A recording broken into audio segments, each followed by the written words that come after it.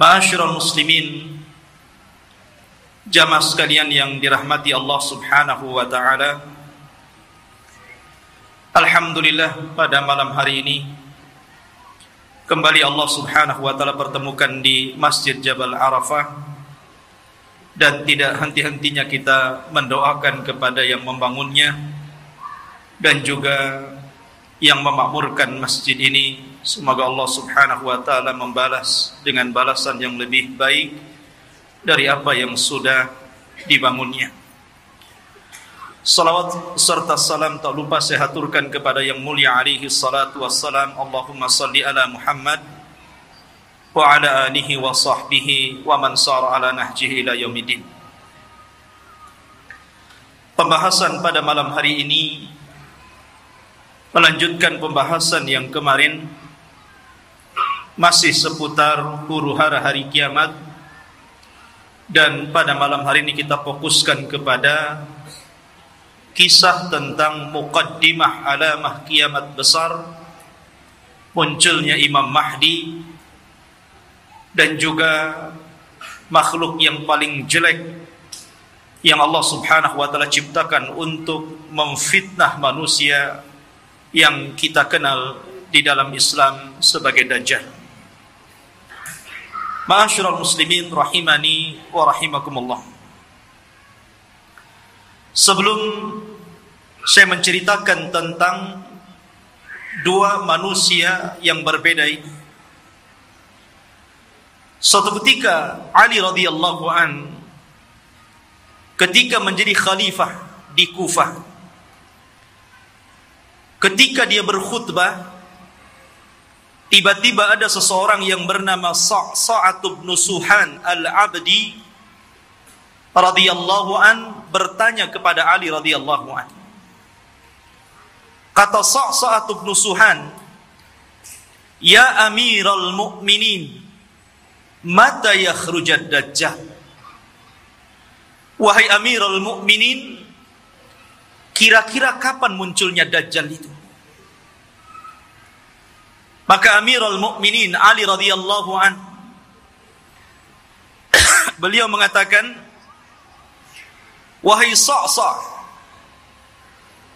engkau bertanya kepadaku sesuatu yang sangat besar, maka akan aku jawab, dan tolong ingat-ingat jawabanku." Maka Ali radhiyallahu an mengatakan, "Idza amatan nasu shalawat," apabila manusia sudah mulai meninggalkan salat, "wa adha'ul amanah," apabila manusia sudah melalaikan amanah, "wa kana al-hilmu dha'fa wadh-dhulmu fakhra," dan ketika sifat lemah lembut sudah melemah di hati manusia, kemudian kezaliman semakin menguat dan menjadi sebuah kebanggaan, maka di situ Dajjal akan keluar. Kemudian kata Ali radhiyallahu an, "Wa umara'uhum fajarah, wa wuzara'uhum khawanah, wa a'wanuhum zalamah, wa qurra'uhum fasaqah." Dan ketika para pemimpin yang diangkat adalah pemimpin-pemimpin yang bejat, kemudian para menterinya adalah para pengkhianat-pengkhianat bangsa, dan para pendukungnya adalah orang-orang zalim, dan para ulamanya menjadi ulama-ulama ulama-ulama yang fasik, maka ketika itu Dajjal akan keluar. Kemudian Ali radhiyallahu melanjutkan, "wa dhahara al-jawru wa fasaz zina wa dhahara ar-riba wa quti'atil arham." Dan ketika kezaliman dan kelaliman menyeruak di tengah-tengah bumi ini, kemudian menyebarnya zina, tampaknya riba, dan orang sudah mulai memutuskan silaturrahim, maka itu juga alamat telah dekatnya munculnya Dajjal. Kemudian kata Ali radhiyallahu an, "Wattukhidatil qainat wa syuribatil khumur." Dan ketika manusia sudah mulai memanggil-manggil para penyanyi untuk menyanyi, kemudian khamar diminum secara bebas. Artinya di sini ikhwatu fiddin, maka kalau itu terjadi, maka telah dekat kemunculannya. Dan hari ini kita lihat anak-anak kita dicuci otaknya oleh televisi-televisi. Kemudian dibayangkan kalau dia ingin seperti selebritis fulan dan fulana. Karena merasa bahwa kalau menjadi artis dan selebritis itu hidupnya senang. Kemudian kata Ali radhiyallahu an, "Wa nuqidatil uhud wa dhuyyatil atamat wa tawanan nas fi salatil jamaah." Kemudian ketika manusia sudah mulai tidak peduli dengan janji, mereka khianati janji-janji. Kemudian sudah lemah, orang lemah untuk melakukan qiyamul lail. Dan hari ini kita lihat ada orang ikhwatu fiddin, dia rela tidur di siang hari hanya untuk nonton bola dunia di malam hari. Bangun dia di malam hari, kopinya sampai 1 ember, biar nggak tidur. Dia rela seperti itu. Ya. Kemudian dan manusia sudah mulai lalai dan malas untuk sholat di masjid, tentu bagi laki-laki. Padahal kata Ali radhiyallahu an, perhatikan, wa zakhraful masajid wa tawwalul manabir wa halul masahif. Padahal masjid pada hari ini kita saksikan hampir semua masjid itu tidak ada yang jelek, semua bagus, besar-besar, indah-indah. Tapi kemana orang-orang yang sholat di dalamnya? Kemudian menara tinggi-tinggi, sampai sekarang mencari masjid, mengenali masjid itu lebih mudah dengan cara apa? Melihat menara. Oh, di sana ada masjid. Dari mana antum tahu? Tuh menaranya. Artinya orang dimudahkan untuk mencari dan melangkahkan ke masjid. Karena apa? Tidak disusahkan orang cari masjid. Tapi orang malas ke masjid. Kemudian juga mereka mulai meninggalkan mushaf, padahal cetakan Al-Quran itu hampir setiap tahun dicetak, disebarkan di mana-mana. Quran itu tidak sulit untuk mendapatkannya. Tapi orang malas membaca Al-Quran. Ada yang mengatakan nunggu Ramadan, katanya, karena ada tadarus. Sampai Ramadan nggak juga baca Quran. Kemudian kata Ali radhiyallahu an, apabila ini sudah terjadi, maka dekatlah munculnya Dajjal. Kemudian Ali melanjutkan, wa akhadur rusha wa akalur riba wasta'malus sufaha wastakhaffu bid-dima. Ketika manusia sudah mulai mudah untuk memakan rasuah, sogok menyogok. Di negeri kita ini, korupsi itu bukan hanya tingkat level atas saja, level bawah pun sama. Bahkan antum buat KTP saja kadang-kadang ada pelicinnya ya. Bahasa rasuah itu kan bahasa pelicin katanya. Kalau ingin licin pakai oli saja.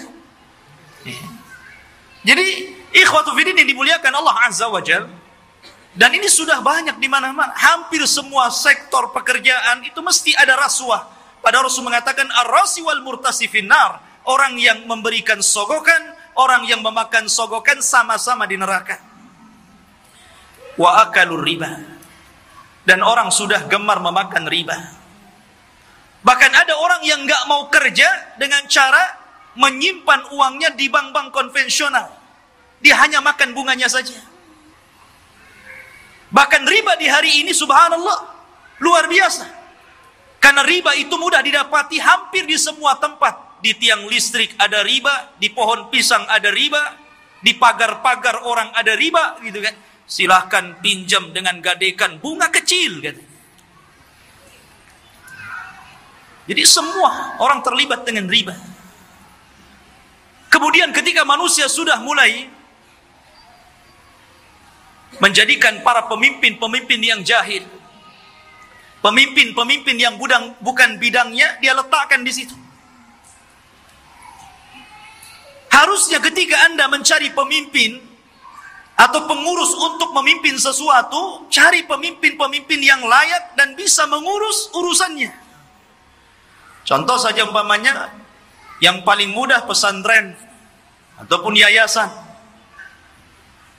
Kadang orang-orang mencari pemimpin yang bukan orang-orang ahli agama. Macam mana orang yang bukan ahli agama memimpin pesantren yang notabene di situ diajarkan Al-Quran dan Sunnah? Jadi apa itu pesantren jadinya? Ini okelah pesantren-pesantren. Lah yang lebih dari itu seperti kepala desa, lurah, camat, bupati, sampai kepada presiden. Ketika manusia sudah melalaikan itu, dan mereka juga menganggap remeh persoalan darah. Kalau orang sudah menganggap remeh persoalan darah, ikhwan, maka itu alamat telah dekat keluar Dajjal. Anda bisa saksikan hari ini di medsos, setiap hari kita mendengar ada orang yang membunuh dan ada orang yang dibunuh. Sampai sering saya katakan, orang yang membunuh bingung kenapa bisa membunuh, orang yang dibunuh lebih bingung lagi, kenapa Anda membunuh saya? Apa alasan saya Anda bunuh? Makanya bayi-bayi yang dibuang itu, kemudian meninggal dalam kardus, meninggal di solokan, meninggal di tong-tong sampah, meninggal di parit-parit, itu di hadapan Allah akan datang ke hadapan Allah dan mengatakan, wal mau'udatu su'ilat bi ayyi dzambin qutilat. Atas dosa apa kau bunuh aku? Aku ini salah apa? Aku masih kecil. Aku tidak mendolimi siapapun. Aku masih fitrah. Kenapa aku dibunuh? Kemudian kata Ali radhiyallahu anhu, kalau sudah seperti ini, dekatlah munculnya Dajjal. Kemudian kata Ali radhiyallahu anhu, wa ba'ud dina bid dunya. Dan ketika manusia sudah mulai menjual agama dengan murahnya urusan dunia. Ada seorang wanita nikah dengan bule, nikah dengan orang-orang yang di luar daripada agama Islam. Dia rela pindah agama, yang penting rekening saya gendut, kendaraan saya mewah, rumah megah, kos-kosan banyak, dan begitu seterusnya. Kemudian kata Ali radhiyallahu anhu, wattajaratil mar'atu ala zawjiha hirsan ala dunya. Diperhatikan ibu-ibu. Dan ketika kaum wanita mudah untuk meminta cerai kepada suaminya hanya urusan dunia. Saya sering ke pengadilan agama dan saya lihat tingkat perceraian itu luar biasa di Batam ini. Dan banyak para wanita yang menggugat cerai suaminya hanya gara-gara faktor dunia. Bukan tidak boleh menggugat cerai, kalau ada alasannya silahkan. Tapi kalau urusan dunia, kemudian itu menjadikan seorang istri kurang ajar kepada suami dan meminta cerai begitu saja, apalagi karena ada orang ketiga yang lebih hebat, lebih wah, lebih banyak hartanya, ini sudah lain urusannya. Kemudian kata Ali radhiyallahu an, wa raqibatin nisa 'alal mayasir. Nabi SAW Ali radhiyallahu an meramalkan seperti ini. Tentu beliau mendapatkan informasi dari Nabi. Dan apabila wanita sudah mulai membawa kendaraan sendiri, di zaman Rasul kendaraan pakai kuda, pakai unta, jarang perempuan naik unta kan, paling dibonceng.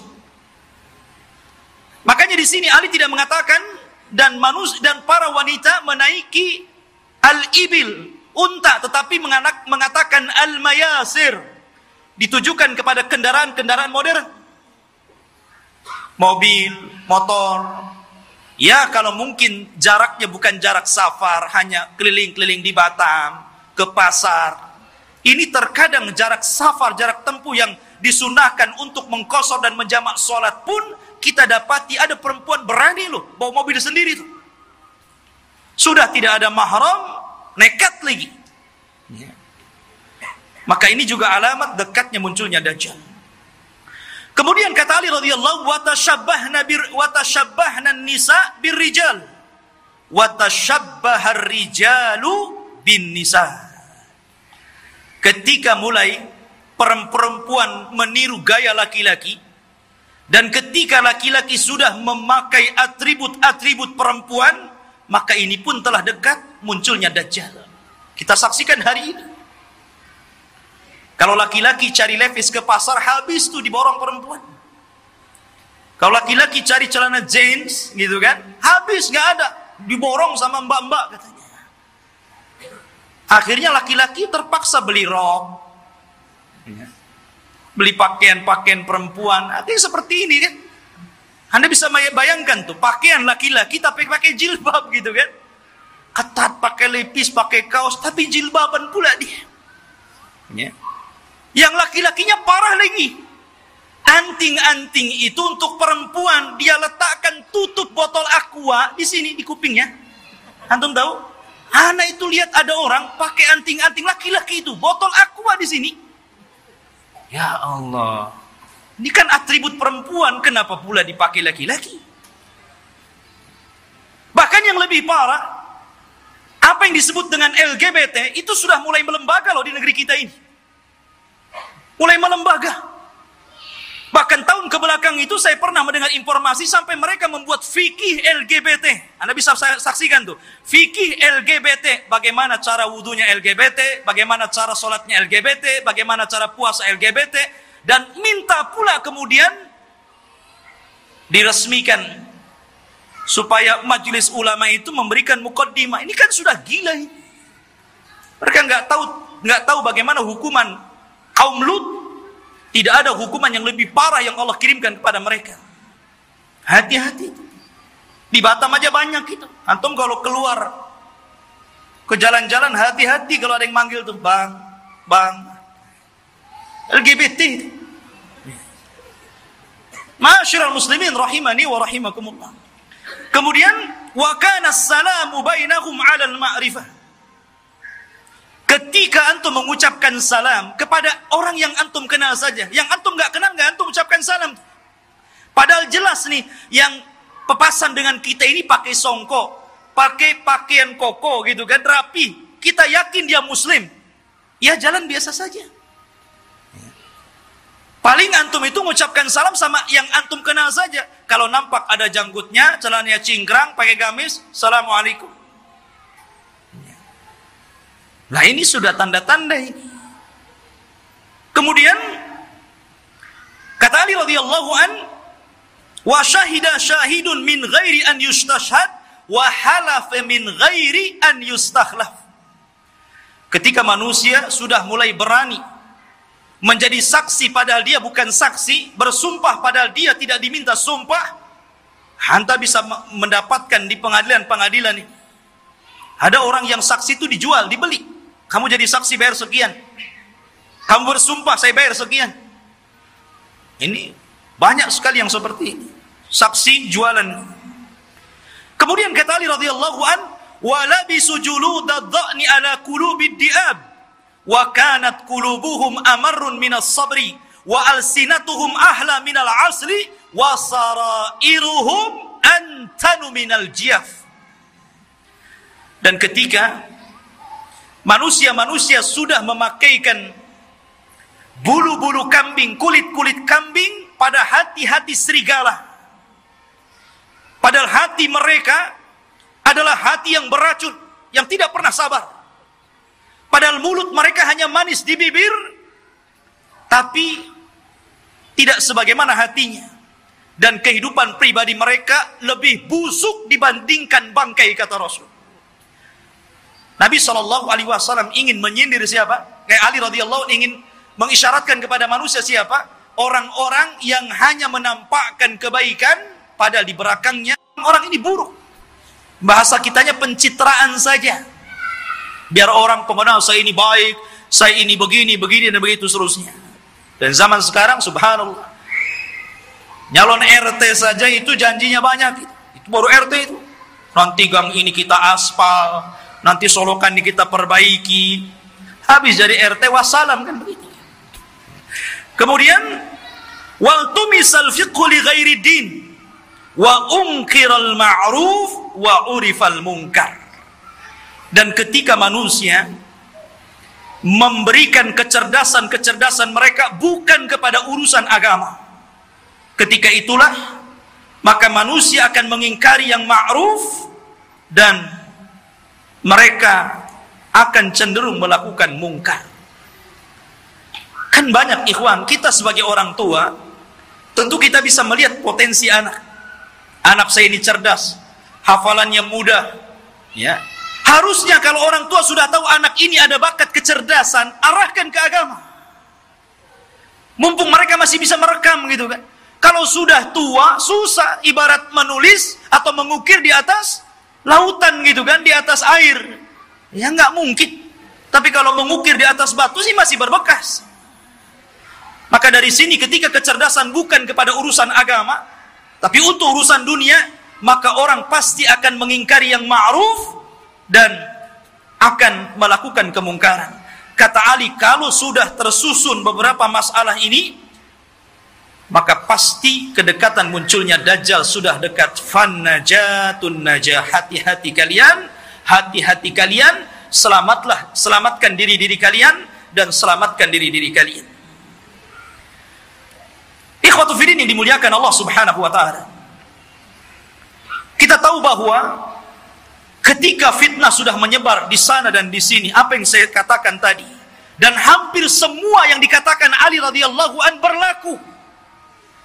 Dan itu kita saksikan bermunculan setiap hari, dan Anda bisa saksikan di medsos-medsos yang kita lihat setiap hari. Apa yang disebutkan Ali itu bermunculan untuk satu-satu. Lah ketika ini sudah terjadi, maka muqaddimah alamat kiamat besar akan muncul. Apa muqaddimah alamat kiamat besar? Khurujul Mahdi, keluarnya Imam Mahdi. Ini yang kita akan bahas. Ma'asyiral muslimin rahimani wa rahimakumullah. Kita tahu bahwa kemunculan Imam Mahdi dan kemunculan Dajjal itu hampir beriringan. Imam Mahdi dulu, baru kemudian Dajjal. Dan Nabi SAW mengatakan Dajjal tidak mungkin keluar kecuali ala khiffatin minad din wa qillatin minal ilmi. Dajjal tidak mungkin keluar sampai manusia lemah dalam agama dan sedikit pengetahuan tentang Dajjal. Ketika orang sudah tidak berkhutbah lagi menceritakan tentang Dajjal, ketika pengajian sudah tidak disinggung lagi tentang bab Dajjal, ketika orang-orang sudah tidak peduli dengan kisah-kisah Dajjal, maka ketika manusia lalai, muncullah makhluk yang jahat ini. Ma'asyiral muslimin rahimani wa rahimakumullah. Pada minggu yang lalu sedikit saya akan ulas sebelum kemunculan Imam Mahdi. Nabi SAW mengatakan Imranu Baitil Maqdis kharabu Yathrib. Apabila pusat kekuatan kaum muslimin sudah dipusatkan di Baitul Maqdis, di Yerusalem, alhamdulillah, kita bersyukur kepada Allah Subhanahu wa taala. Allah telah menggagalkan keinginan barat untuk memindahkan Israel Raya di tengah-tengah kota Yerusalem. Ini sebuah nikmat. Tapi walaupun kemudian terjadi, maka itu adalah alamatul kiamah. Itulah yang memang akan berlaku di akhir zaman. Berarti kalau ini berlaku, tanda-tanda itu semakin dekat dan dekat. Kata Nabi SAW, apabila seluruh kaum muslimin dari belahan dunia sudah mempusatkan kekuatan mereka di Yerusalem, tepatnya di Baitul Maqdis, kharabu Yathrib. Ketika itu kota Yathrib, kota Madinah dan Mekah akan ditinggalkan manusia. Padahal Mekah dan Madinah itu ketika itu dalam posisi sebaik-baiknya ekonomi, tapi akan ditinggalkan dan akan berhijrah ke Baitul Maqdis. Wa kharabu Yathrib khurujul malhamah. Dan ketika Yathrib roboh, Madinah roboh, kosong, tidak ada orang karena hijrah semua ke Syam, maka ketika itu muncullah malhamatul kubra, perang besar. Malhamah itu diambil dari kata-kata lahmun. Lahmun itu artinya daging. Kenapa kemudian peperangan disangkut pautkan dengan daging? Karena ketika itu peperangan, setelah orang melakukan peperangan dengan alat-alat canggih, maka alat-alat itu kemudian dimusnahkan, maka kembali peperangan menjadi peperangan kembali ke alat-alat tradisional. Boleh jadi mungkin diawali dengan perang nuklir dulu, karena masing-masing negara punya nuklir gitu kan. Masing-masing negara punya rudal, punya senjata hebat. Boleh jadi muqaddimah peperangan ini dilakukan dengan cara perang teknologi dulu. Setelah kemudian hancurnya negeri-negeri, senjata pun sudah tidak ada lagi, hanya bangkai-bangkai besi-besi tua. Disitulah kemudian peperangan akan kembali ke perang tradisional. Disinilah pembenaran sabda Nabi SAW agar Anda melatih diri dengan cara berkuda, dengan cara menombak, dengan cara memanah, dengan cara berpedang. Karena perang akan kembali ke zaman itu. Ma'asyiral muslimin, kemudian wa khurujul malhamah. Apabila telah nampak malhamah, orang berperang dengan pedang, sehingga daging tercabik-cabik dan melayang kemana-mana, darah muncrat kemana-mana, ketika terjadi malhamatul kubra, atau dalam bahasa barat Armageddon gitu kan, dalam masalah bahasa kita malhamatul kubra, maka ketika itu kaum muslimin menguasai Konstantinia. Apa Konstantinia? Konstantinia adalah Konstantinopel. Akan dikuasai. Di mana Konstantinopel itu? Di Turki sana. Jadi kaum muslimin akan menguasai sampai ke sana. Wa fathul Konstantinia, dan ketika Konstantinia dikuasai kaum muslimin, bangsa Rum sampai ke Italia, sampai ke ibu kota Italia. Kaum muslimin sampai ke sana, bergerak sampai ke arah Eropa sana. Maka disitulah kata Nabi SAW, wa fathul Konstantinia khurujud dajjal. Ketika kaum muslimin memenangkan perang besar, perang Konstantinia, maka ketika itu munculnya dajjal. Ma'asyiral muslimin rahimani wa rahimakumullah. Kita tahu bahwa pusat kekuatan kaum muslimin, saya katakan kelak akan berada di Palestina, tepatnya di Yerusalem, Baitul Maqdis. Semua kaum muslimin, tentara-tentaranya dari berbagai macam negara akan bergabung di situ. Maka disitulah ikhwatu fiddin, Barat ini punya kepentingan. Mereka hendak menghancurkan bangsa-bangsa yang menurut mereka itu sangat kuat dan tidak bisa dikalahkan oleh sendiri. Maka akhirnya mereka melakukan perdamaian bersama kaum muslimin untuk sama-sama menyerang bangsa-bangsa yang menurut orang-orang Romawi itu sangat berbahaya bagi mereka. Dan juga kaum muslimin. Maka berdamailah ketika itu kaum muslimin dengan orang-orang Barat. Dan hari ini juga berdamai. Ya kan?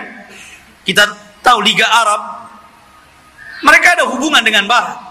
Entah secara ekonomi, politik, atau yang lainnya. Itu namanya perdamaian juga. Tapi di akhir zaman, yang namanya perdamaian itu tentu setelah adanya peperangan. Kalau tidak ada peperangan, mau damai apa? Perang dulu baru damai. Ya. Makanya Nabi SAW mengatakan, tastalihuna antum warum sulhan aminah. Kalian kaum muslimin di akhir zaman akan berdamai dengan orang-orang Nasrani, orang-orang Romawi. Dan ketika itu orang-orang Romawi aktsarun nas, orang yang paling banyak pasukannya. Mereka tuh banyak sekali. Cuman masalahnya, kalau memang orang-orang Nasrani itu mereka kuat, kenapa tidak langsung menyerang kaum muslimin? Karena kaum muslimin itu walaupun sedikit ditakuti oleh orang-orang kafir. Lihat di zaman Rasul, perang Badar, 300 melawan 1.300, menang. Lihat perang Mu'tah. Antum tahu perang Mu'tah? Perang Mu'tah itu perang di mana kaum muslimin berhasil memerangi orang-orang Romawi Nabi menulis surat kepada Raja Romawi. Suratnya itu dirobek, utusannya dibunuh. Marah orang-orang Romawi ini, akhirnya menyiapkan pasukan bergerak untuk menyerang Nabi. Kata Nabi, kalau mereka menyerang kita di Madinah, maka akan banyak terbunuh, laki-laki, perempuan, anak-anak, kakek-kakek. Ini tidak adil. Kita siapkan pasukan, kemudian kita sambut mereka. Akhirnya Nabi SAW mempersiapkan pasukan. Kata Nabi, wahai Zaid, peganglah bendera. Kalau kau mati, ganti dengan Ja'far. Kalau Ja'far mati, ganti dengan Abdullah ibn Rawahah. Perangkat. Dan di antara pasukan ada Khalid ibn Walid, tapi tidak dijadikan pemimpin karena baru masuk Islam. Berangkat mereka ke Mu'tah. Ya. Ketika melihat jumlah mereka berlipat-lipat banyaknya dengan kaum muslimin, wajar, manusia. Zaid mengatakan, apakah kita perlu pulang ke Madinah memberitahu Rasul? Atau bagaimana? Nggak imbang nih, pasukan Romawi banyak sekali. Sementara pasukan kita sangat sedikit sekali. Tetapi karena mereka sudah kadang keluar, membawa pasukan besar, sementara pasukan Romawi lebih besar daripada itu, akhirnya Allah takdirkan mereka pun melakukan peperangan. Subhanallah, di awal peperangan Zaid meninggal dunia. Kemudian bendera ditangkap oleh Ja'far. Ja'far meninggal dunia, terputus seluruh anggota badannya, termasuk dua tangannya terputus. Dia pegang bendera, diputus ininya, dipegang kirinya, diputus ininya, dipegang dadanya, dibelah akhirnya. Nabi berada di Madinah, tahu tuh, karena wahyu. Kata Nabi, semoga kedua tangan Ja'far digantikan kedua sayap di sorga, dan dia bisa terbang sesukanya. Ja'far meninggal dunia, dipegang Abdullah ibn Rawahah. Abdullah ibn Rawahah meninggal dunia, bingung kaum muslimin. Ini tidak ada lagi pemimpin pasukan. Maka mereka melirik kepada Khalid ibn Walid. Akhirnya dipegang dialah. Dia punya strategis perang yang luar biasa. Pasukan yang ribuan itu bisa dikalahkan oleh strategis Khalid ibn Walid. Sampai ada seorang Romawi bertanya kunci kemenangan kepada Khalid. Khalid, bagaimana engkau bisa memenangkan peperangan ini, sementara jumlah kalian kecil dan jumlah kami besar? Kemudian Khalid memberikan kuncinya. Kata Khalid, nahnu qaumun nuhibbul maut kama tuhibbul haya. Kami kaum yang cinta kematian sebagaimana kalian cinta kehidupan. Berani mati. Itulah kuncinya. Ya. Ma'asyiral muslimin rahimani wa rahimakumullah. Lah, perang ini akan berlaku kelak di akhir zaman. Tetapi orang-orang Islam akan bergabung dan melakukan perdamaian bersama orang-orang Romawi, kemudian akan menyerang sebagian. Ada yang memprediksi maksudnya yang diserang adalah negara-negara yang mereka berada di benua Asia. Ya, mungkin Cina, mungkin Korea, mungkin negara-negara, kita tidak tahu, Allahu a'lam. Karena Rasul tidak menyebutkan negara mana yang diserang. Rasul hanya mengatakan, watagzuna aduwan miwaraihim. Kalian akan berperang dengan musuh dari belakang kalian. Tidak disebutkan siapa mereka. Tetapi perang ini adalah gabungan pasukan kaum muslimin dan Romawi menyerbu negara itu. Dan dimenangkan. Ketika dimenangkan ini akhirnya saling mengklaim. Kata orang Nasrani, ini kemenangan kami. Kata orang Muslim, tidak, ini kemenangan kami. Sehingga muncullah satu orang Romawi, satu orang Salibi mengatakan, ghalabas salib, ghalabas salib, ghalabas salib. Sungguh kami salib yang menang. Kami salib yang menang. Kami salib yang menang. Datanglah seorang Muslim mengatakan, balillah ghalab. Bahkan Allah yang memenangkan perang ini. Akhirnya saling berdebat. Terjadilah perkelahian. Maka sang salib, orang Nasrani, dibunuh kaum muslimin.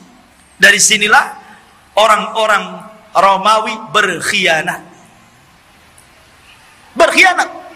Padahal mereka tertulis melakukan perjanjian itu 10 tahun. Ada yang mengatakan di tahun ketiga, ada yang mengatakan di tahun kelima, mereka berkhianat.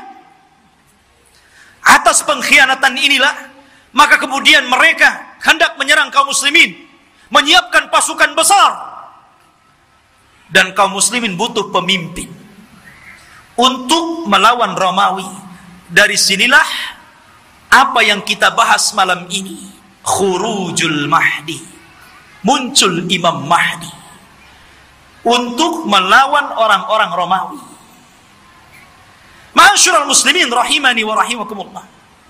Kalau kita cerita Al-Mahdi Al-Muntadhar, Imam Mahdi yang kita tunggu-tunggu kemunculannya, Nabi SAW menyebutkan sifat-sifatnya. Kenapa Nabi SAW menyebutkan sifat-sifatnya? Agar supaya tidak ada orang yang mengaku sebagai Imam Mahdi, karena disebutkan sifat-sifatnya. Anda tidak bisa tahu-tahu saya Imam Mahdi. Kayak di Indonesia ini ada satu orang, satu waktu dia ngaku Imam Mahdi, satu waktu ngaku Nabi, satu waktu ngaku Nabi Isa. Hebat. Dan itu hanya ada di Indonesia. Ya. Siapa dia? Lia Aiden. Antum pernah kenal kasusnya Lia Aiden? Sampai di penjara.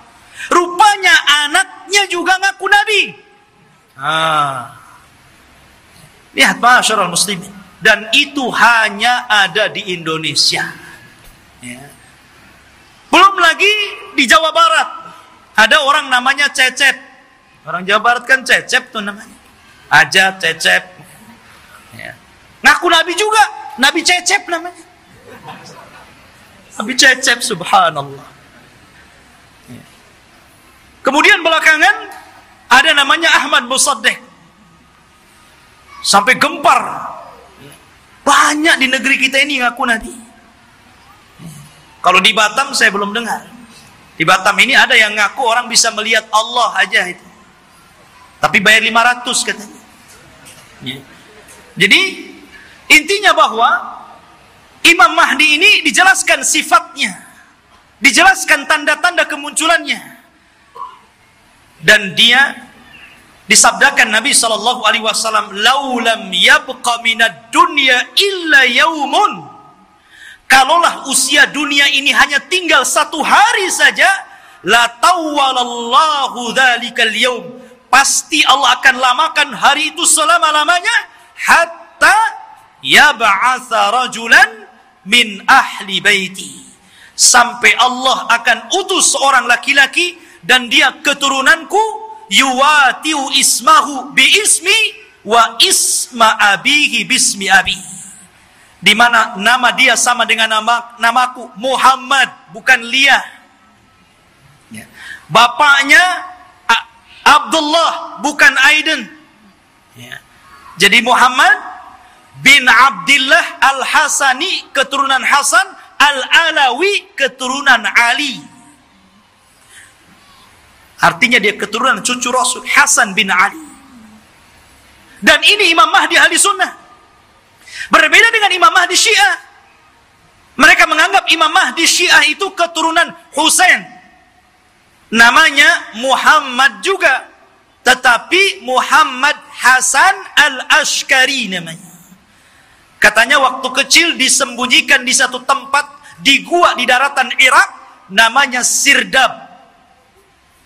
Jadi ada satu gua Sirdab, di situ ada lubang kecil, kemudian orang ngeker ke dalam gitu kan, dan mengetuk-ngetuk pintunya, ukhruj ya Mahdi, ukhruj ya Mahdi. Itulah orang Syiah.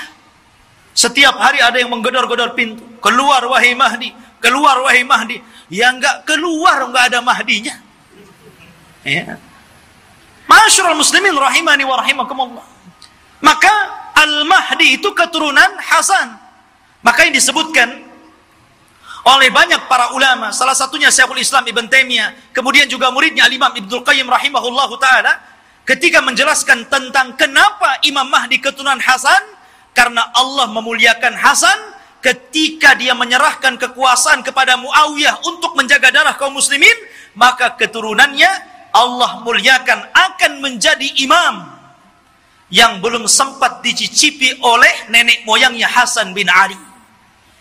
Padahal Hasan bin Ali sudah jadi presiden di zaman itu.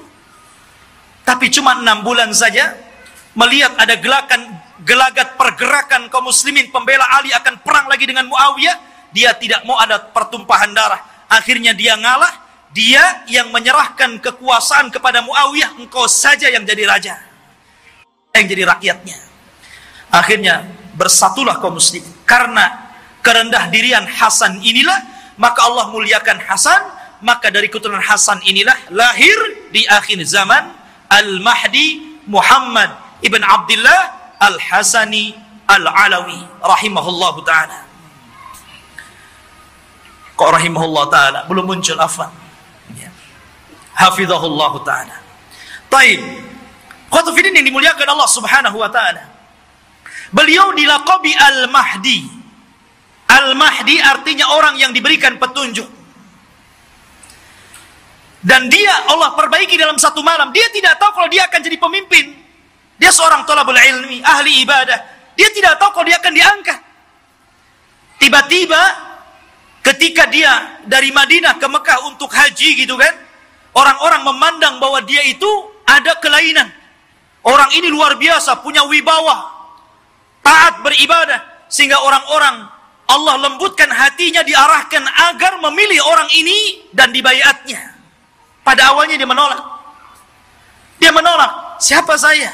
Saya bukan siapa-siapa. Kenapa Anda memilih saya untuk menjadi pemimpin kalian? Tapi kemudian dia pun istikharah di malam hari itulah Allah perbaiki dia dalam satu malam.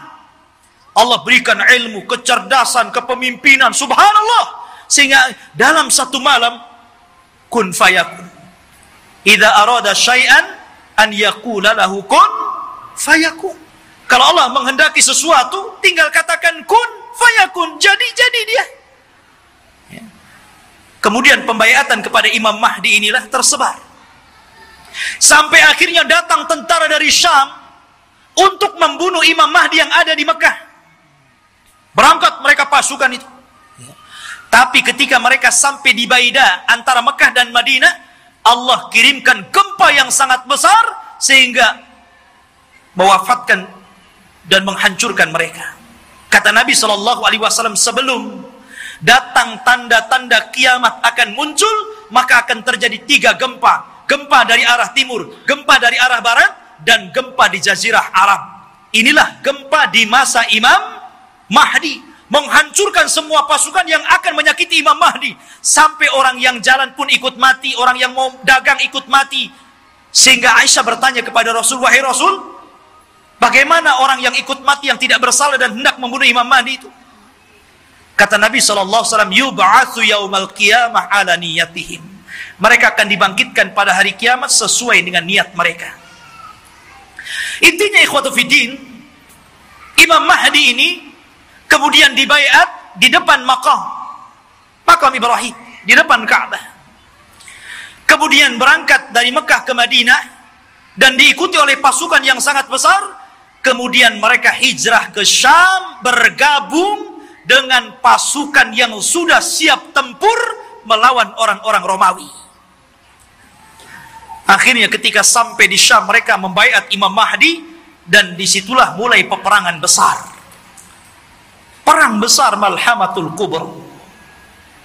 Ma'asyiral muslimin rahimani wa rahimakumullah. Dan kita tahu bahwa Imam Mahdi ini berkuasa atau diberikan kekuasaan oleh Allah Subhanahu wa taala tidak lama. Antara 7 sampai 8 tahun saja, ada yang mengatakan sampai 9 tahun. Dan dalam kekuasaan kaum muslimin, Imam Mahdi itu betul-betul membawa perdamaian, keadilan, kesuburan.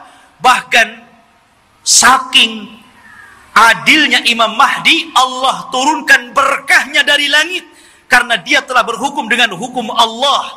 Kata Allah, walau anna ahlal qura amanu wattaqau lafatahna alaihim barakatim minas sama wal ard.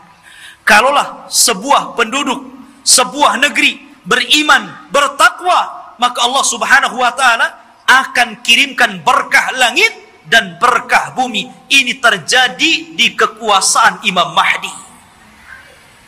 Kaum muslimin, harta dibagi rata, sehingga tidak ada miskin, tidak ada kaya, semua sama. Imam Mahdi berhukum dengan hukum Allah. Dan dia menggunakan khilafah dengan khilafah minhaj nubuwah. Ma'asyiral muslimin rahimani wa rahimakumullah. Lah ketika Imam Mahdi memimpin pasukan ini, kemudian Imam Mahdi berhasil menyerang orang-orang Romawi sampai ke jantung kotanya. Kemana? Ke Itali. Romawi di mana? Di Itali.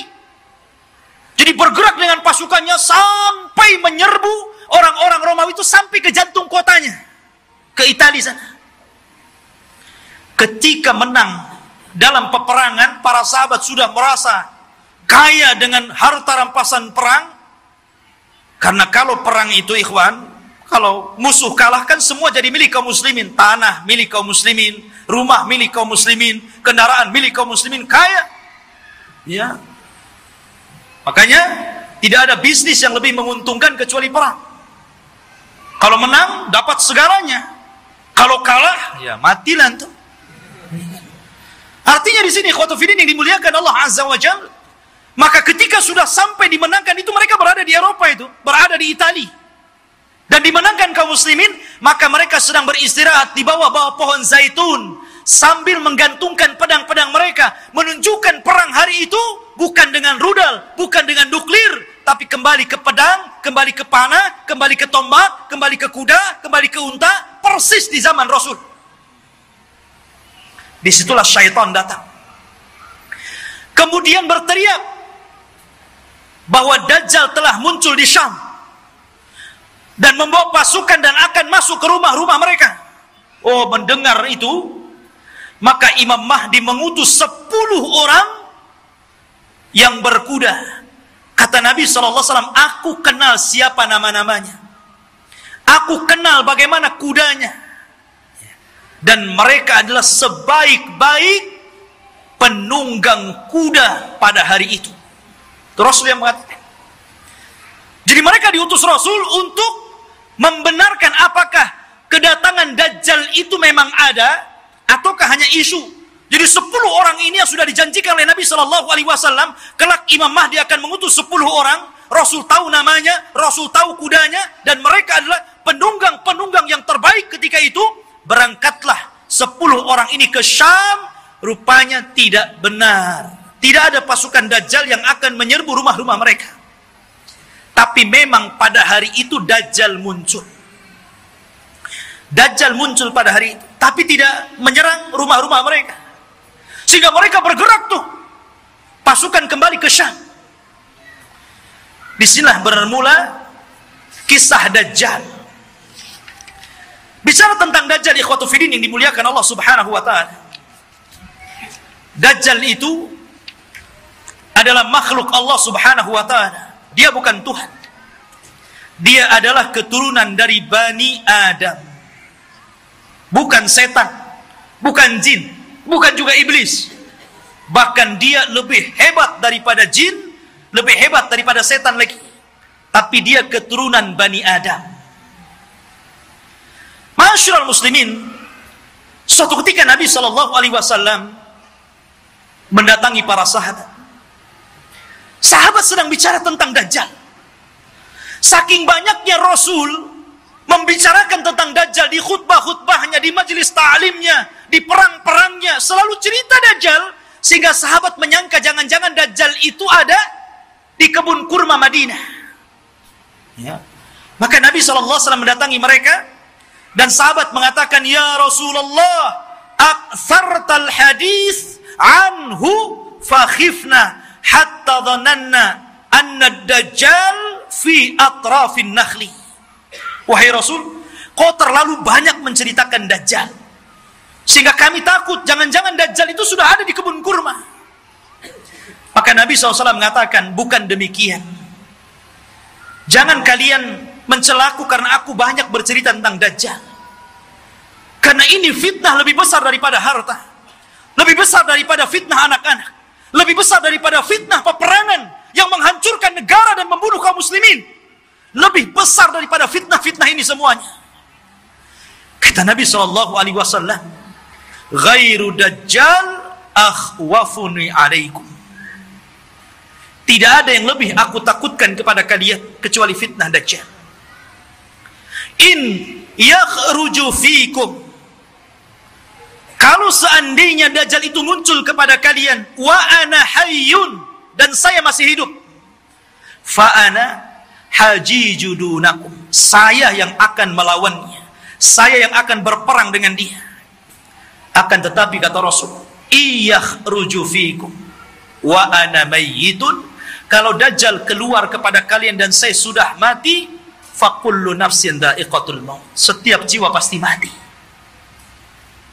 Kata Nabi SAW, famru'un hajijun nafsahu, maka setiap orang harus membela dirinya masing-masing, karena tidak ada yang bisa melawan Dajjal kecuali seorang Nabi, maksudnya Nabi Isa.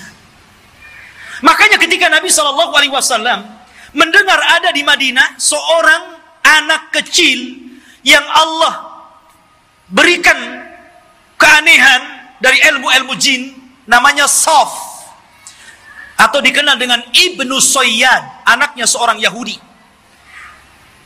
Sifat-sifatnya sama dengan Dajjal yang diceritakan Nabi, anak kecil. Bahkan sebagian para sahabat bersumpah bahwa dia Dajjal. Salah satunya Umar ibn Khattab radhiyallahu an, bersumpah dia Dajjal. Dan Rasul membiarkan sumpahnya dan tidak mengingkari.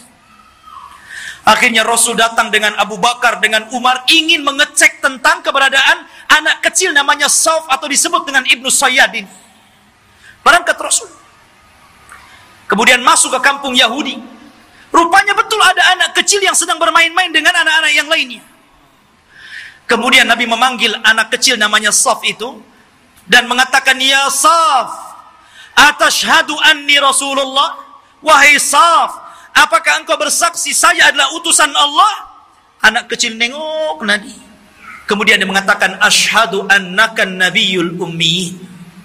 Aku bersaksi engkau adalah nabi yang diutus oleh Allah Subhanahu wa ta'ala. Tiba-tiba Saf berbalik tanya kepada Rasul, ya Muhammad, atashhadu anni Rasulullah? Hei Muhammad, maukah kau bersaksi aku juga utusan Allah?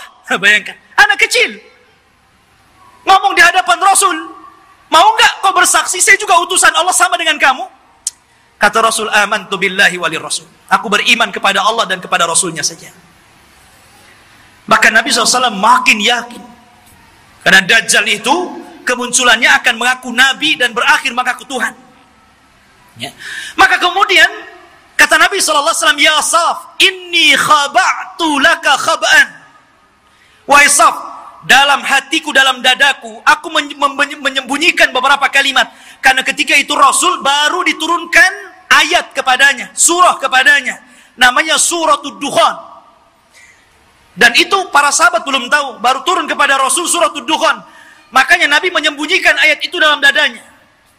Kata Rasul, wahai Saf, wahai Ibnu Sayyad, aku menyembunyikan beberapa kalimat di dadaku. Coba tebak apa?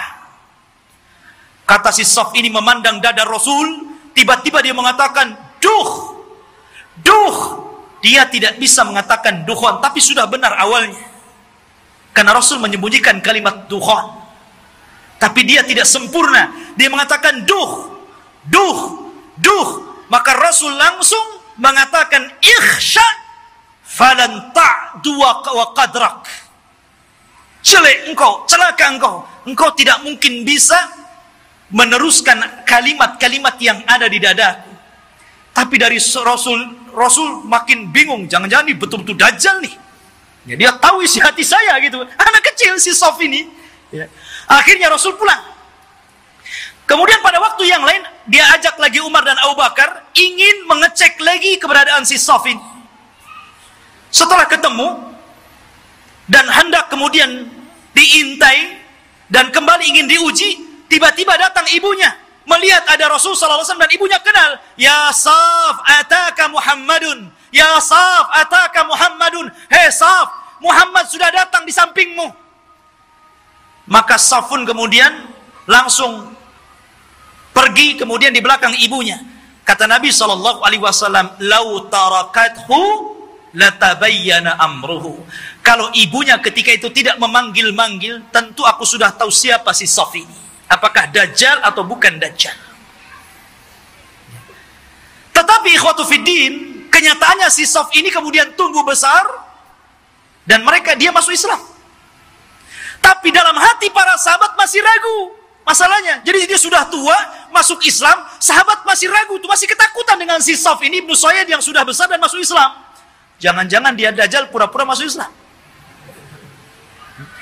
suatu ketika Abu Sa'id Al-Khudri radhiyallahu an, ketika saf ini hendak berangkat haji dan para sahabat banyak yang sudah berangkat duluan, rupanya Abu Sa'id Al-Khudri ketinggalan dan saf atau Ibnu Sayyad yang sudah tua, sudah dewasa gitu kan. Ketika itu Abu Sa'id Al-Khudri karena kecapean kemudian berada di bawah pohon untuk istirahat. Tiba-tiba si saf ini baru datang mau haji juga gitu kan. Dan Abu Sa'id Al-Khudri sangat ketakutan dengan saf ini karena Rasul pernah mengatakan dan sebagian para sahabat bersumpah dia Dajjal, itu masalahnya. Tiba-tiba ikut pula di samping Abu Sa'id, ikut duduk di situ. Gemetar Abu Sa'id ini. Ya. Tapi saf mengatakan, ya Abu Sa'id, aku tahu engkau takut kepadaku. Tapi coba pikirkan wahai Abu Sa'id, bukankah Dajjal itu tidak punya anak? Aku punya anak. Bukankah Dajjal tidak mungkin masuk Islam? Aku masuk Islam. Bukankah Dajjal itu tidak mungkin datang ke Mekah dan tidak juga menginjak Madinah? Aku bisa ke Mekah, aku bisa ke Madinah. Kenapa kau ragu? Aku ini sedih, kenapa orang-orang menuduhku Dajjal? Ya. Dari situ Abu Sa'id Al-Khudri agak tenang. Tetapi Abu Sa'id Al-Khudri menjadi ketakutan di endingnya. Ketika Ibnu Sayyad atau Saf mengatakan, tetapi ya Abu Sa'id, aku tahu di mana letaknya Dajjal. Ketika dia ngomong begini, langsung diambil barang-barangnya, kabur dia. Ya. Dia tahu di mana letaknya Dajjal. Ya. Awalnya dia sudah merendah tuh. Tahu-tahu endingnya yang gak enak gitu kan. Tapi ya Abu Sa'id, ana azri aina mawdi'ad Dajjal. Saya tahu di mana Dajjal berada. Masya Allah.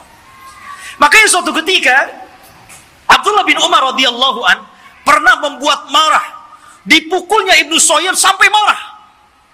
Karena marah Ibnu Sayyad, Ibnu Umar ketakutan, akhirnya lari ke rumah Hafsah.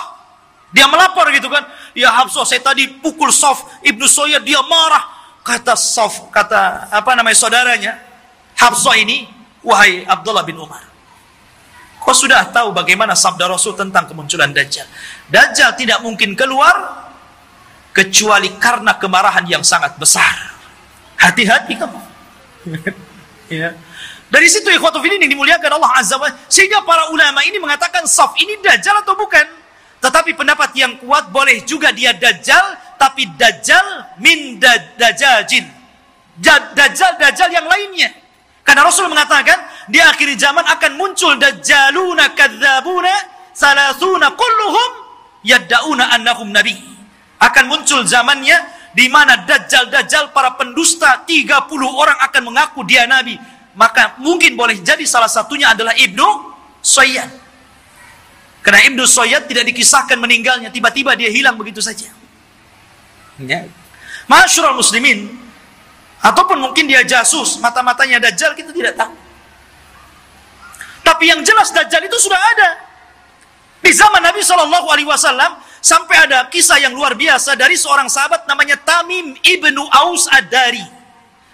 Tamim ibnu Aus Ad-Dari ini masuk Islam belakangan. 2 tahun sebelum wafatnya Rasul. Di tahun ke-9 Hijriah dia baru masuk Islam. Dan dia seorang pelaut. Jadi suatu ketika Tamim Ad-Dari ini banyak berjasa juga dalam Islam. Walaupun dia tidak lama berjumpa dengan Rasul, tapi dia orang yang menerangi masjidnya Rasul dengan pengalamannya. Dan dia pula yang membuat mimbar Rasul. Ini Tamim ibnu Aus Ad-Dari ini. Ya. Jadi suatu ketika sebelum dia masuk Islam, dia berlayar ke lautan.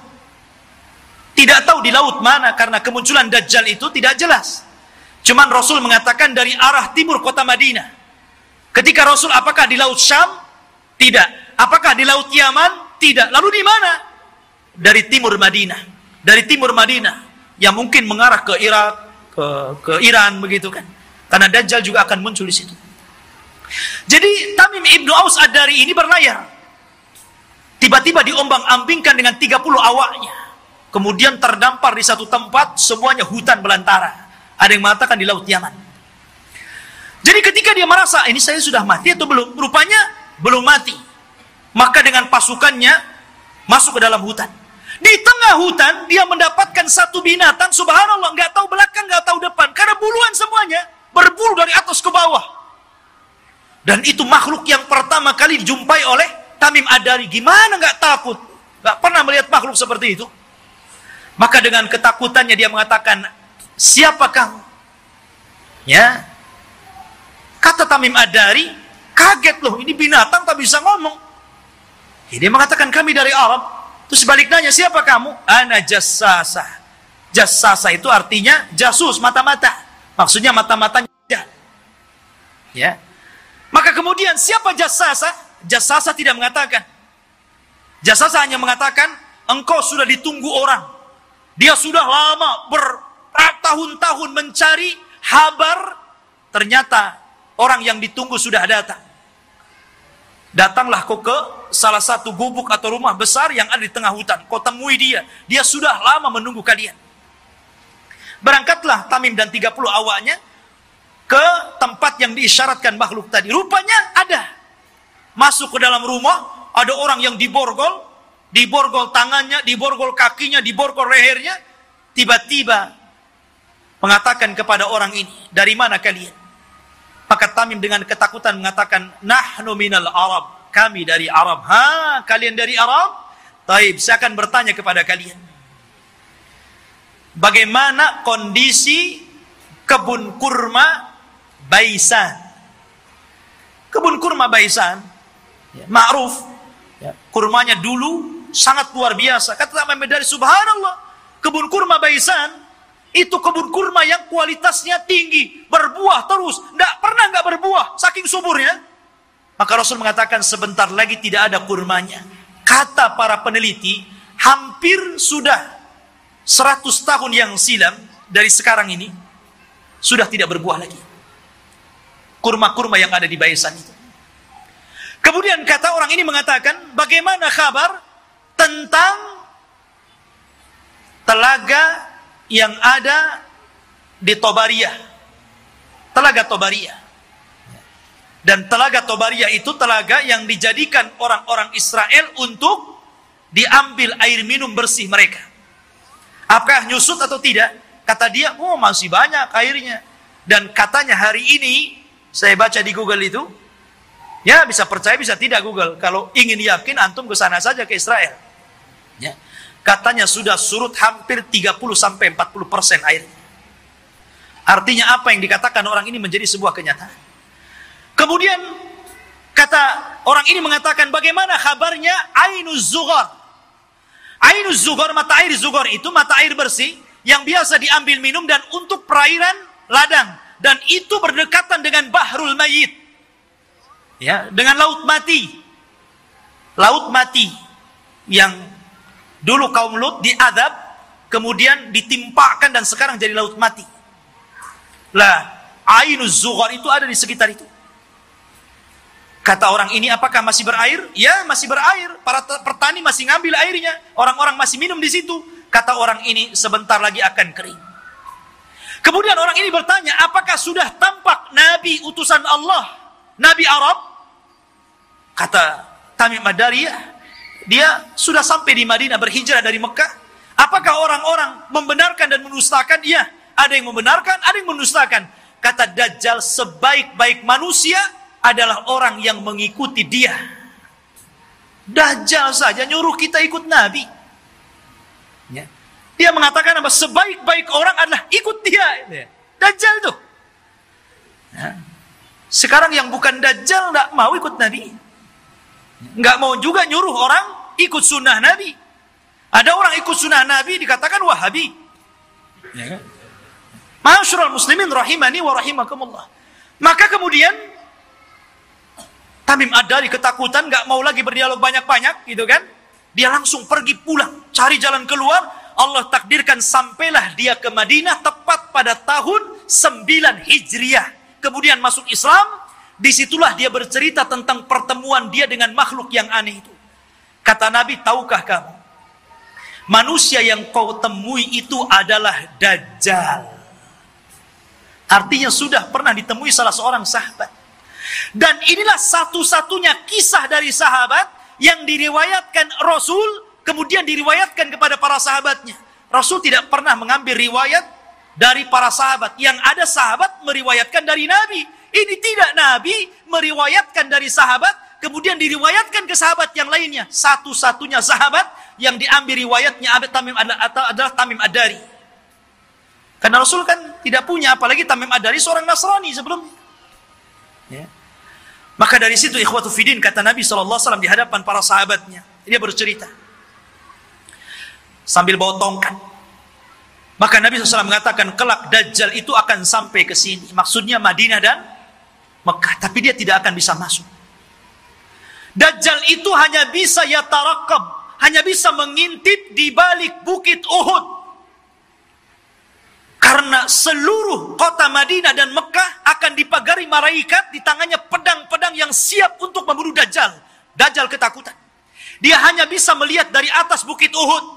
Dilihatnya Masjid Nabawi, tepatnya kuburan Nabi, bercahaya warna putih. Kemudian Dajjal mengatakan, "Hada qasrul abiyad, hada qasru Ahmad." Inilah istananya Muhammad. Inilah istana putih. Dan subhanallah, apa yang dikatakan Dajjal menjadi sebuah kenyataan. Kalau antum umroh atau Allah takdirkan antum haji gitu kan, cobalah antum melihat Masjid Nabawi di malam hari dari kejauhan. Naiklah ke bukit Uhud gitu kan, antum lihat Masjid Nabawi, tepatnya kuburan Rasul, maka akan dilihat ada cahaya putih. Dari tempat itu ada cahaya putih yang ke atas, membenarkan apa yang dikatakan Dajjal.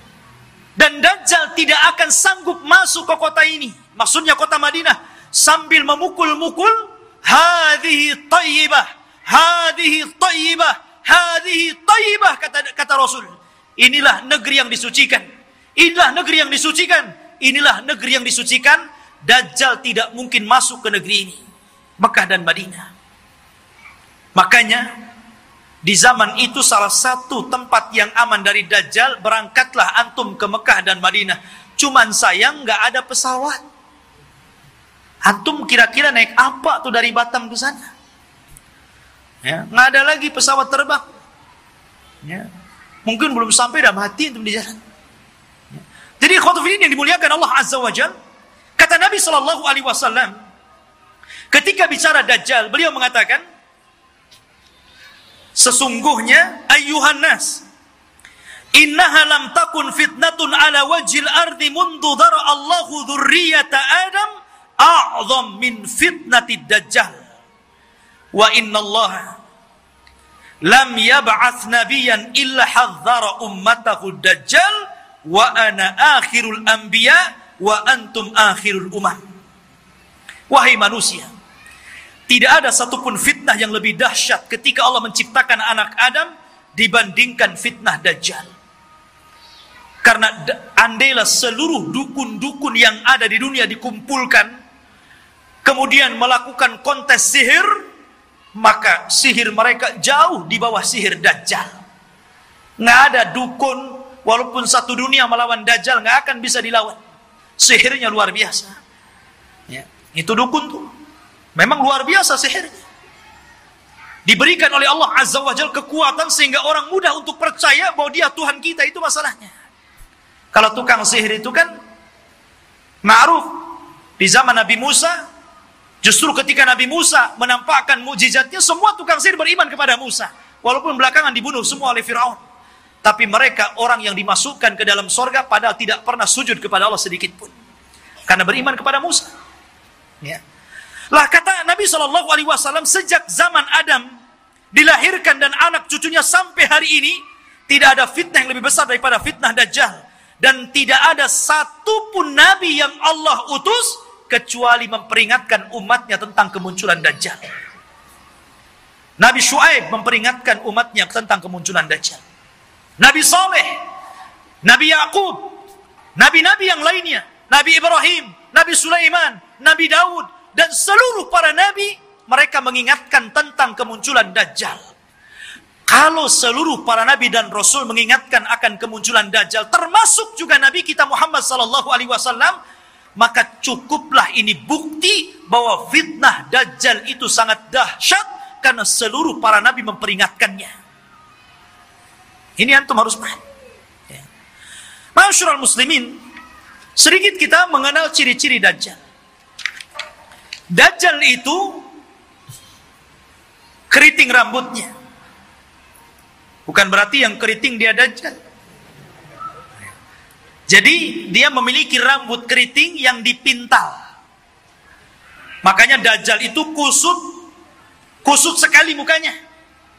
Ya kan? Jadi antum tahu orang-orang yang keriting habis dikeriting dipintal lagi. Ya. Tetapi dia tidak hitam kulitnya. Biasanya kan yang kriwel yang dipintal-pintal itu kan kebanggaan orang-orang yang berkulit hitam kan. Dajjal tidak, kulitnya putih. Ada yang mengatakan kemerah-merahan. Jadi memang dia putih, tapi kusut. Ya. Kemudian dia buta sebelah mata kanannya.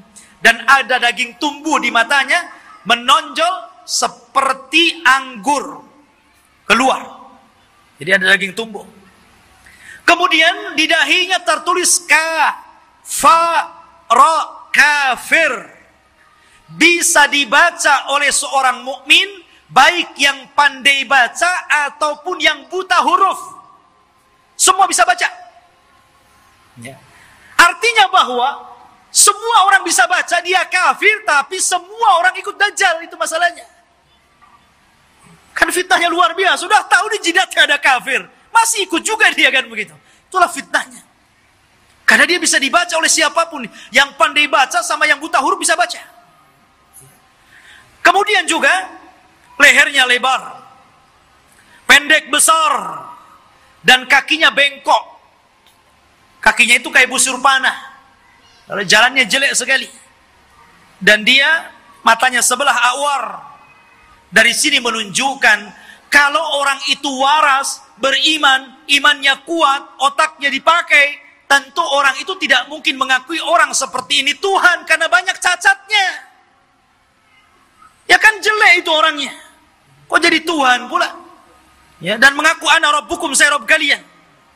Tapi masalahnya walaupun penampilannya seperti itu, tapi dia diberikan kekuatan oleh Allah yang Allah tidak berikan kepada yang lainnya. Makanya ketika Dajjal mengaku Tuhan, maka Allah langsung mengatakan innahu a'war fa innallaha laisa bi'a'war. Dajjal itu a'war, buta sebelah kanannya, dan Allah tidak buta dan tidak buta sebelah. Ya. Ma'asyiral muslimin rahimani wa rahimakumullah. Lah Dajjal ini ikhwatu fiddin yang dimuliakan Allah Azza wa Jalla. Dijelaskan juga di antara fitnah-fitnahnya secara umum, karena waktu juga yang terus berjalan. Di antara fitnah-fitnah Dajjal yang paling besar adalah mengaku nabi. Kemudian setelah itu mengaku Tuhan. Ini fitnah yang paling besar. Fir'aun ngaku Tuhan, gak punya kesaktian. Makanya tidak banyak orang yang ikut Fir'aun. Itu karena takut saja gak mengakui Fir'aun itu Tuhan kan gitu. Begitu juga Namrud atau raja-raja zalim yang lainnya. Tapi Dajjal ini bukan karena takut, karena ta'jub dengan kehebatannya. Makanya orang banyak yang ikut Dajjal. Anda bisa bayangkan, Dajjal ini datang ke negeri yang rusak. Anggaplah kayak Suriah gitu kan. Udah roboh. Sudah nggak bisa lagi dibangun. Nggak mungkin lagi mau berapa ratus tahun lagi membangun kota ini. Dajjal itu datang ke kota yang roboh itu. Kemudian Dajjal mengatakan, keluarlah wahai bumi pembendaharaan kalian. Tiba-tiba kota itu kembali cantik. Ya kan? Kembali subur, kembali mewah, kembali megah. Kambing-kambingnya penuh dengan susu, unta-untanya gemuk-gemuk. Subhanallah, Anda bisa bayangkan itu. Ya. Siapa yang lebih hebat sihirnya dari tukang-tukang sihir dibandingkan Dajjal? Dan sebaliknya, kalau ada kota bagus, subur, banyak ternaknya, kemudian Dajjal lewat, kemudian tidak beriman kepada Dajjal, langsung ambruk, langsung gersang, langsung pada mati, gitu kan? Subhanallah. Ya. Seperti ini fitnahnya. Bahkan suatu ketika Dajjal ini mendatangi sebuah perkampungan, kemudian mengatakan, bagaimana kalau kuhidupkan keluarga kalian, apakah ibu kalian, apakah anak yang kalian cintai, atau siapalah terserah di antara keluarga kalian, siapa yang mau kuhidupkan, kuhidupkan. tapi syaratnya setelah itu beriman bahwa aku Tuhan kalian. Wah, orang kampung keluar semua tuh. Maka yang ingin ibunya dihidupkan, kata Dajjal, ditunjuk kuburan ibunya itu. Maka setan datang, fatamassala lahu kemudian berubah menjadi seolah-olah ibunya, seolah-olah anaknya, seolah-olah suaminya, seolah-olah bapaknya, seolah-olah kerabat-kerabatnya. Akhirnya mereka pun berkumpul, kemudian memeluk suaminya, istrinya, ibunya, macam-macam, dan mengatakan kepada keluarganya, ikutilah orang itu karena dia adalah Tuhan. Nah, lihat. Seperti itu, nggak ada tukang sihir yang bisa kayak gini, kecuali Dajjal. Ya. Sampai suatu ketika dia hendak mendatangi Mekah dan Madinah, Dajjal memukulkan kakinya beberapa kali, pukulan terjadi gempa. Akhirnya seluruh orang kafir dan munafik yang ada dalam Madinah keluar semuanya. Ketika itu ada anak muda yang kuat imannya menantang Dajjal. Dia cari Dajjal di kerumunan pasukannya yang diikuti 70 orang-orang Asfahan, Yahudi Asfahan. Dan mereka menggunakan selendang-selendang yang hari ini orang-orang Yahudi memakainya, toyalis. Selendang yang dipakai di bahu-bahu mereka itu, toyalis namanya. Ya. Lah kemudian anak muda ini ditangkap oleh tentara Dajjal. Kemudian ditanya, mau kemana mau kamu? Saya mau ketemu rajamu Dajjal, di mana dia? Akhirnya dihadapkan. Kemudian Dajjal memerintahkan pasukannya untuk memukuli. Habis dipukuli dihadapkan kepada Dajjal. Kemudian Dajjal memerintahkan algojonya untuk menggergaji. Digergaji jadi dua tuh. Dari atas kepala pertengahannya sampai ke muka sampai ke belah jadi dua. Habis belah jadi dua, Dajjal berjalan di tengah-tengahnya. Kemudian mengatakan kepada pengikutnya, kalau aku hidupkan dia, makin yakin engkau dengan aku bahwa aku Tuhan kalian. Semua mengatakan, ya engkau Tuhan kami. Maka Dajjal mengatakan, kum. Akhirnya jadi satu lagi itu tubuhnya. Ya, kayak punya ilmu rawa rontek. Ya, jadi satu itu. Ya. Kemudian setelah itu Dajjal sudah menghidupkan lagi. Semua orang berteriak, antal ilah, engkau adalah Tuhan. Maka Dajjal mengatakan kepada anak muda ini, maukah engkau bersaksi bahwa saya adalah Tuhan kalian? Maka anak muda ini ternyata tidak mengatakan, saya semakin yakin anta dajjalul kadzdzab. Saya semakin yakin engkau itu Dajjal, pendusta yang disabdakan Rasulullah SAW. Oh, marah Dajjal. Akhirnya Dajjal mengambil pisau dan hendak membunuhnya, tapi tidak bisa karena takut kelemahannya diketahui orang-orang. Akhirnya dia pegang tubuhnya dan dilemparkan ke dalam api. Tapi anak muda ini sempat berteriak, engkau tidak akan bisa membunuh kecuali diriku.